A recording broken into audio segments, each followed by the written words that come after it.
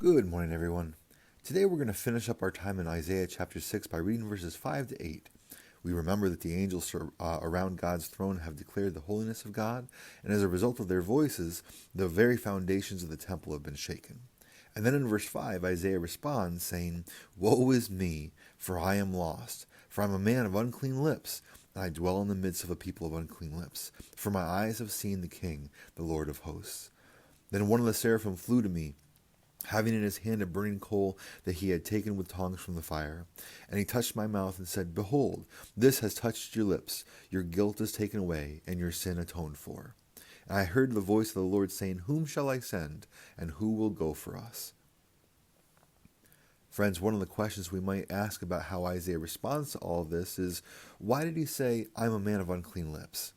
If he's been so deeply convicted concerning his own sinfulness, why doesn't he say, "I'm a man of unclean heart"? Because we know that sin does not originate on our lips. Our lips can certainly be involved in sin for sure, but even then, what passes over the lips proceeds from that which is within us at the heart level. So why in his conviction of sin does Isaiah focus on his lips rather than his heart?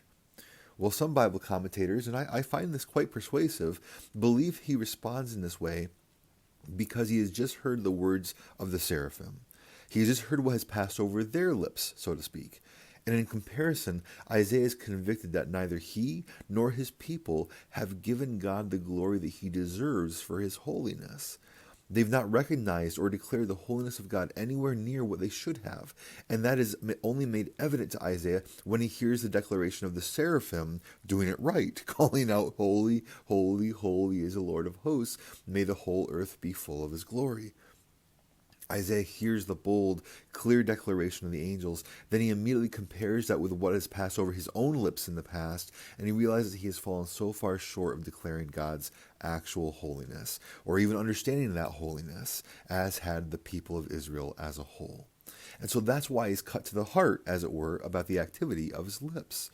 Perhaps he thought he'd been speaking the right things prior to this moment, but now he realizes that he has been so far off the mark, that all his pious words have fallen so far short of describing the reality that is the thrice holy God, not to mention all the times that for him or the nation of Israel as a whole, where their words were not pious at all. They were not in respect and reverence to the Lord at all, because they were just downright sinful.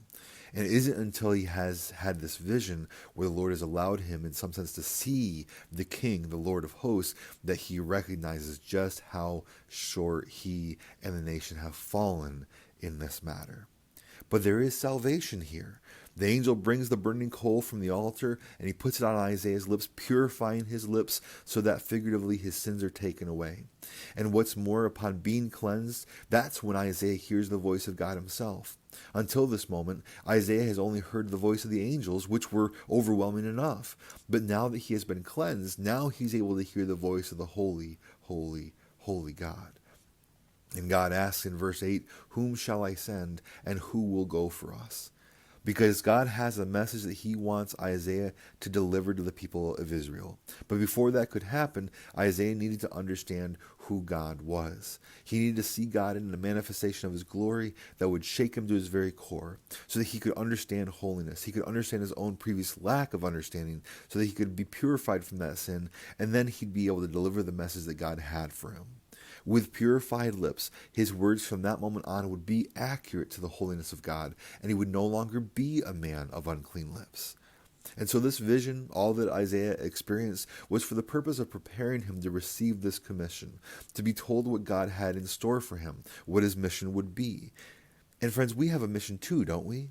We have a mission to go and make disciples, baptizing them in the name of the Father and the Son and the Holy Spirit, teaching them also to obey everything that Christ has taught us. But like Isaiah, I don't think we'll ever truly be effective at doing that until we understand the holiness of God and have our lips purified so that we can speak of who God is rightly. So I encourage you to pray to the Lord daily, asking him to purify your lips, to give you this understanding, to purify your understanding of who he is in his holiness and majesty and power and transcendence, so that you would be equipped to take up this commission, his commission to you, and be obedient to his call to make disciples. I ask you to consider this, friend. And then let us come together to support each other, to build one another up as people with clean lips, so we together may declare the holiness and glory and majesty of God Most High. Have a good and godly day, and if the Lord wills, I will see you tomorrow.